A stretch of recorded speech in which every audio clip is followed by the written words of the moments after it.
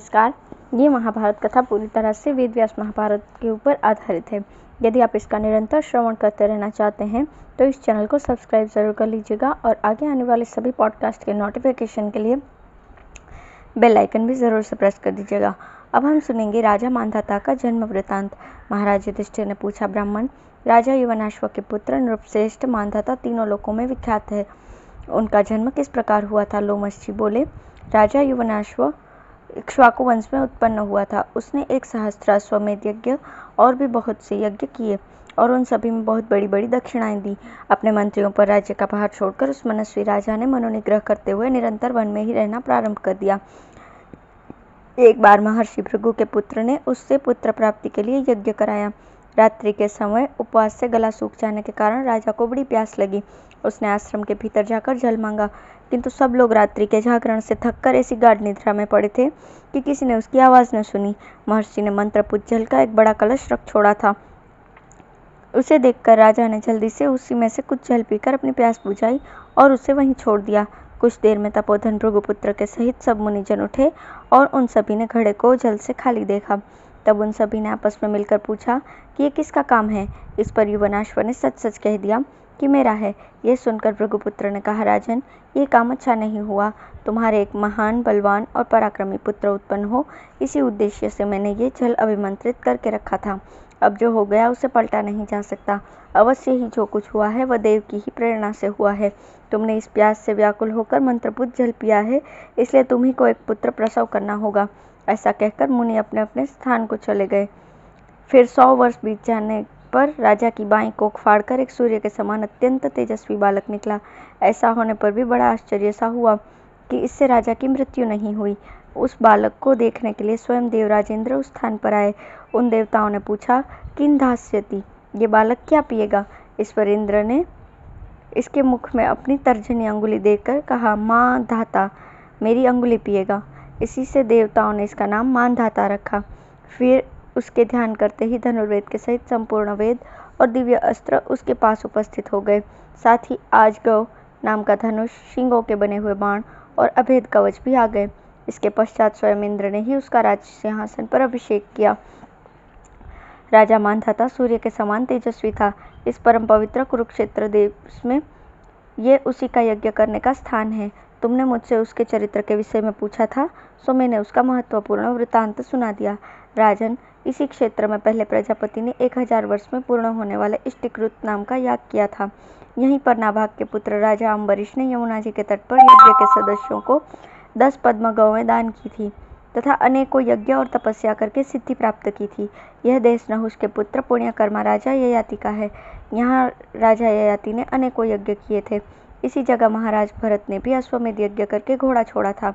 राजा मरुत ने भी मुनिवर संवर्त की अध्यक्षता में इसी क्षेत्र में यज्ञ किया था। राजन, जो पुरुष इस तीर्थ में आचमन करता है उसे संपूर्ण लोकों का दर्शन होने लगता है और वह समस्त पापों से मुक्त हो जाता है। तुम इसमें आचमन करो। महर्षि लोमश की ये बात सुनकर भाइयों सहित धर्मराज युधिष्ठिर ने स्नान किया। उस समय महर्षि गण स्वस्ति वाचन कर रहे थे। स्नान कर चुकने पर उन्होंने लोमश जी से कहा, हे सत्य पराक्रमी मुनिवर, देखिए, इस तप के प्रभाव से मुझे सब लोग दिखाई दे रहे हैं। मैं यहीं से श्वेत घोड़े पर चढ़े हुए अर्जुन को देख रहा हूँ। लोमश जी ने कहा, महाबाहो, तुम्हारा कथन ठीक है। महर्षिगण इसी प्रकार स्वर्ग का दर्शन किया करते हैं। देखो, ये परम पवित्र सरस्वती नदी है। इसमें स्नान करने से सब पुरुष सब पाप मुक्तों से मुक्त हो जाता है। यह चारों ओर से 5-5 कोस के विस्तार वाली प्रजापति ब्रह्मा की वेदी है। यही महात्मा कुरु का क्षेत्र है, जो कुरुक्षेत्र नाम से विख्यात है। अब हम सुनेंगे कुछ अन्य तीर्थों का वर्णन और राजा उशिनर की कथा। लोमश जी बोले, राजन, ये विंशन तीर्थ है। यहाँ सरस्वती नदी अदृश्य हो जाती है। यह निषाद देश का द्वार है। यहाँ इस विचार से कि निषाद लोग मुझे न देखें, सरस्वती भूमि में समा गई है। इसके आगे ये चमसोद्वैद नाम का स्थान है, जहाँ सरस्वती फिर प्रकट हो जाती है और जहाँ इसमें समुद्र में मिलने वाली सब पवित्र नदियाँ मिल जाती है। ये सिंधु नदी का बहुत बड़ा तीर्थ स्थान है। इस जगह अगस्त्य जी ने समागम होने पर लोपामुद्रा ने उन्हें प्रतिरूप से वर्ण किया था। यह विष्णुपद नाम का पवित्र तीर्थ दिखाई दे रहा है और विपाशा नाम की परम पवित्र नदी है। हे शत्रुदमन, ये सबसे पवित्र काश्मीर मंडल है। यहाँ अनेकों महर्षि निवास करते हैं। तुम भाइयों के सहित उनके दर्शन करो। ये मानसरोवर का द्वार दिखाई दे रहा है। इस तीर्थ में एक बड़े आश्चर्य की बात है, वो ये है कि जब एक युग पूरा होता है तो यहाँ श्री पार्वती जी और पार्षदों के सहित इच्छानुसार रूप धारण करने वाले श्री महादेव जी के दर्शन होते हैं। जितेंद्रिय और श्रद्धावान याजक लोग अपने परिवार के हित की कामना से इस सरोवर पर चैत्र मास में स्नान करके श्री महादेव जी का पूजन किया करते हैं। ये सामने उज्जानक तीर्थ है। इसके पास ही कुशवान सरोवर है। इसमें कुशेश्वरी नाम की कमल उत्पन्न होते हैं। पांडुनंदन, अब तुम भृगुतुंग पर्वत को देखोगे। पहले समस्त पाप को नष्ट करने वाली इस वितस्ता नदी के दर्शन करो। ये यमुना की ओर से आने वाली झला और उपझला नाम की नदियां हैं। इन्हीं के तट पर यज्ञानुष्ठान करके राजा उशिनर इंद्र से भी बढ़ गए थे। राजन, एक बार इंद्र और अग्नि उनकी परीक्षा करने के लिए आए। इंद्र ने बाज का और अग्नि ने कबूतर का रूप धारण किया। इस प्रकार वे यज्ञशाला में महाराज उशिनर के पास पहुंचे। तब बाज के भय से डरकर कबूतर अपनी रक्षा के लिए राजा की गोदी में छिप गया। तब बाज ने कहा, राजन, समस्त राजागण केवल आपको ही धर्मात्मा बताते हैं, सो आप ये संपूर्ण धर्मों से विरुद्ध कर्म कैसे करना चाहते हैं? मैं भूख से मर रहा हूँ और ये कबूतर मेरा आहार है। आप धर्म के लोभ से इसकी रक्षा न करें। राजा ने कहा, महापक्षिन, ये पक्षी तुमसे डरकर भयभीत हुआ और अपने प्राण बचाने के लिए मेरी शरण में आया है। इसने अभय पाने के लिए ही मेरा आश्रय लिया है। यदि मैं इसे तुम्हारे चंगुल में न पड़ने दूं तो इसमें तुम्हें धर्म क्यों नहीं जान पड़ता? देखो, ये घबराहट के मारे कैसा कांप रहा है। इसने प्राणों की रक्षा के लिए मेरी शरणता की है। ऐसी स्थिति में इसे त्यागना तो बड़ी बुराई की बात है। जो पुरुष ब्राह्मणों की हत्या करता है, जो जगन्माता गौ का वध करता है और जो शरणागत को त्यागता है, उन तीनों को समान पाप लगता है। बाज बोला, राजन, सब प्राणी आहार से ही उत्पन्न होते हैं और आहार से ही उनकी वृद्धि होती है तथा आहार से ही वे जीवित रहते हैं। जिस धन को त्यागना अत्यंत कठिन माना जाता है, उसके बिना भी मनुष्य बहुत दिनों तक जीवित रह सकता है, किंतु भोजन को त्याग कर कोई भी अधिक समय तक नहीं टिक सकता। आज आपने मुझे भोजन से वंचित कर दिया है, इसलिए मैं जी नहीं सकूंगा और जब मैं मर जाऊंगा तो मेरे स्त्री बच्चे भी नष्ट हो जाएंगे। इस प्रकार इस कबूतर को बचाकर आप कई प्राणियों की जान के ग्राहक हो जाएंगे। जो धर्म दूसरे धर्म का बाधक हो वो धर्म नहीं, कुधर्म है। धर्म तो वही है जिससे किसी दूसरे के धर्म का विरोध न हो। जहाँ दो धर्मों में विरोध हो वहाँ छोटे बड़े का विचार कर जिसका किसी से विरोध न हो उसी धर्म से आचरण करें।